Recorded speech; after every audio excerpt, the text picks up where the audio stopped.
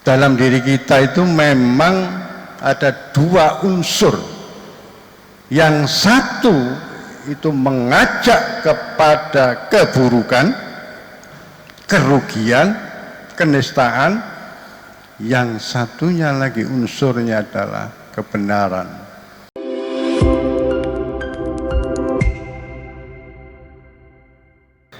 Assalamualaikum warahmatullahi wabarakatuh. Ila hadratin Nabi Mustafa Muhammadin Al-Fatihah. Sultan Maulana Syekh Muhyiddin Abdul Qadir Jailani, Syekh Mubarak bin Muhammad, Syekhuna Mursyiduna Abdul Syamad Sahibul Wafa Rajulullah, Syekhuna Mursyiduna Syekh Muhammad bin Al-Fatihah.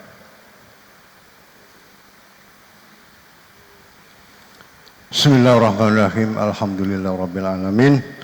Alhamdulillahi nawwara qulubal mu'minina bil ma'rifat fa'adbasna qulubakum bitauhid arsalahu basyira wa nadhira wa da'iyan ilallah bidni wa syirajan munirah asyhadu an la ilaha illallah wa la syarika lah wa asyhadu anna muhammadan abduhu wa rasuluhu la nabiyya ba'dah.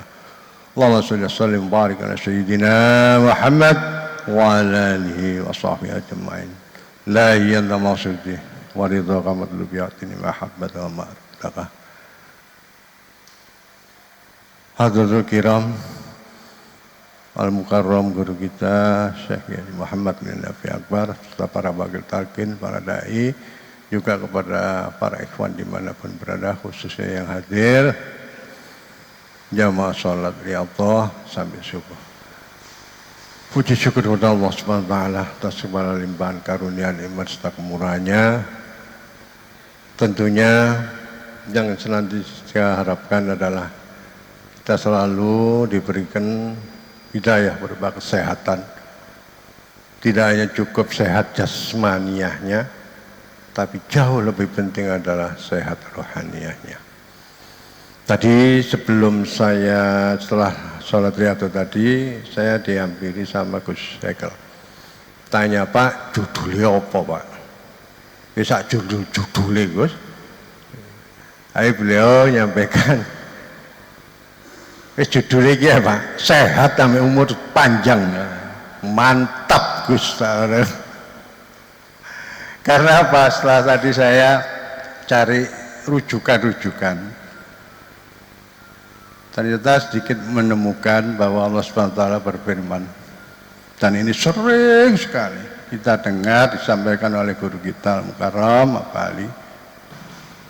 Bismillahirrahmanirrahim. Zurifat salahimudillaina matuqifu illa bihablum minallah hablum minanas. Yang kurang lebih artinya, siapapun diri kita akan mendapatkan kehinaan, direndahkan derajat kita oleh Allah Subhanahu wa taala. Baik kehidupan di dunia, apalagi kelak di akhirat. Kecuali, nah ini kecuali. Yang pertama hablum minallah, dan yang kedua hablum minanas. Khusus kita sebagai manusia, dalam diri kita itu memang ada dua unsur. Yang satu itu mengajak kepada keburukan, kerugian, kenistaan. Yang satunya lagi unsurnya adalah kebenaran. Bahasa Qur'annya takwa. Fa'alhamaha fujuraha wa taqwaha. Berkaitan dengan sehat, penting sekali sehat itu. Misalnya kulon panjenengan nggak sehat fisiknya, mbah karena penyakit biasa, ringan sampai berat, kemungkinan kecil, Pak, bisa hadir bermajelis ini. Kecil sekali, karena faktor kesehatannya terganggu. Begitu juga secara jasmania fisik kita ini kuat, sehat walafiat, tetapi kesehatan rohanianya lemah, terhambat, bermasalah. Ini lebih fatal lagi. Fatalnya di mana? Kesehatan fisik yang diberikan Allah kepada kita dan kita jaga, kalau kesehatan rohaniahnya itu lemah sekali atau bermasalah, bahkan dikatakan sakit, maka saya bisa mengatakan kesehatan jasmaninya pasti, bisa dikatakan pasti mengarah kepada perbuatan-perbuatan yang melanggar aturan agama dan negara.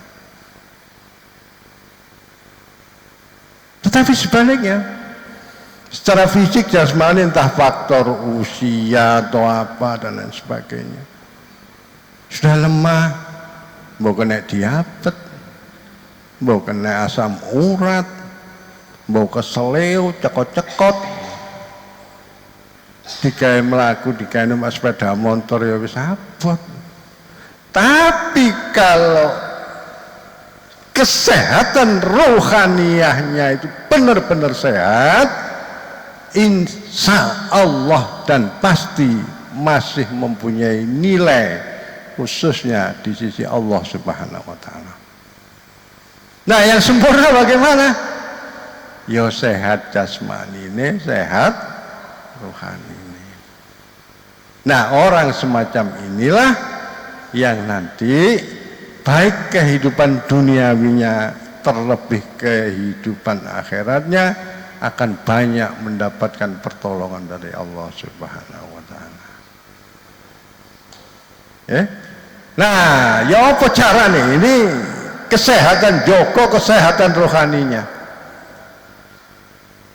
Kita semua tahu para bapak bahwa di dalam diri manusia itu ada segumpal darah yang disebut oleh Allah sebagai kolbu.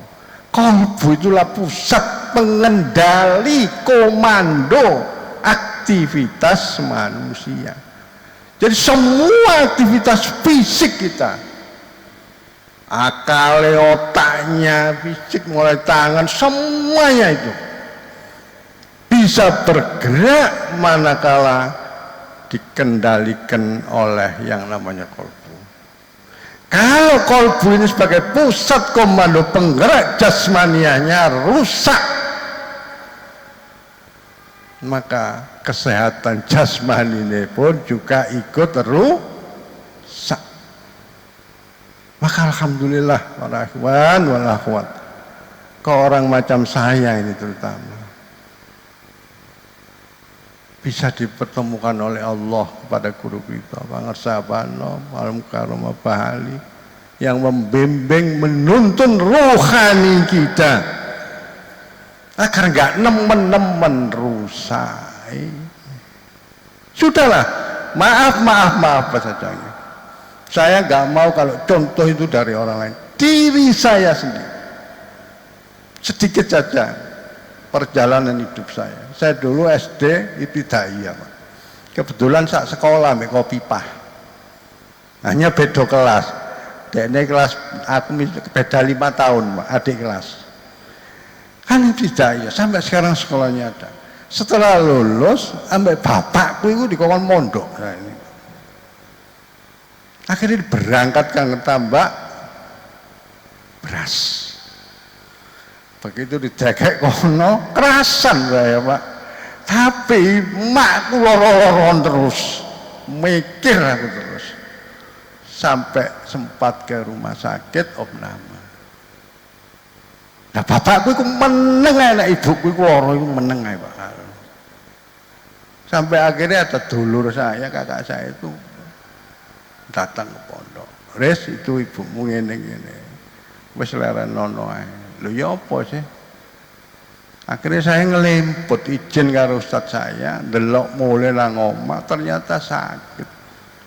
Akhirnya saya pulang, Pak. Ya bapakku ya murang-muring.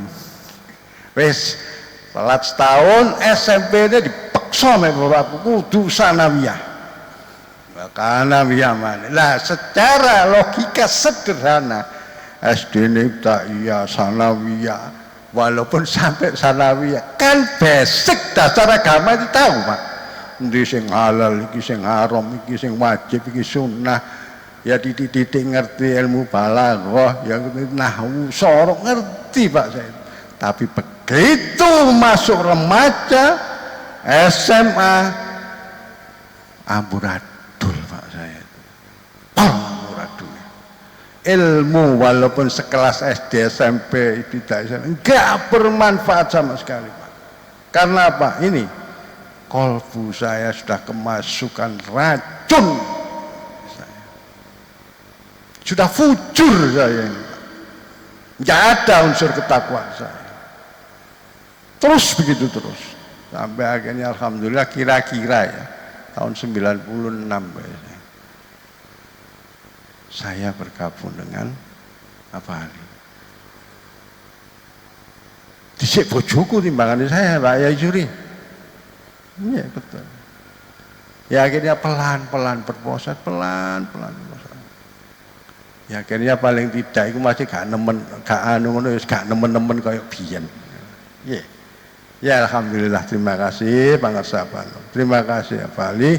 Mudah-mudahan beliau kita senantiasa melakukan berkahnya. Nyuwun sewu ya para ikhwan, nyuwun sewu, amit amit. Apa yang kita amalkan, terutama zikir, khotaman, manaqib dan sebagainya. Jangan merasa diri seolah-olah wis top markotop. Tidak. Ibarat tentara, polisi kenaikan pangkat itu karena barokahnya guru.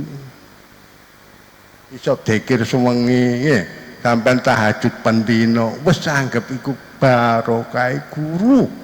Ojo karena ini loh saya, sombong sedikit saja buyar ya. Gak usah mikir tadi apa nang kene. Pokoknya ngaji teko wis titik. Ya, khotaman terlebih manake. Sembayang dikir nek nang omah wis sak mampu-mampune 1,5 juta ya wis. Kuwet dulu aku 1000 ngene. Alah paling seminggu tok mreketek. Ya apa enggak? Nah, maka alhamdulillah siapapun diri kita, saya merasakan sendiri Pak, saya ini pernah jadi orang bejat. Akhirnya pelan. Saya nggak mau contoh orang lain Pak, karena takut fitnah. Nah aku kan enak, saya merasakan sendiri. Ya itulah pengalaman dan hasilnya bagaimana ya seperti inilah. Masih tumuk-tumuk, remek-remek ya pokoknya teko. Yai Zuhri itu contoh tauladan murid yang hebat. Itu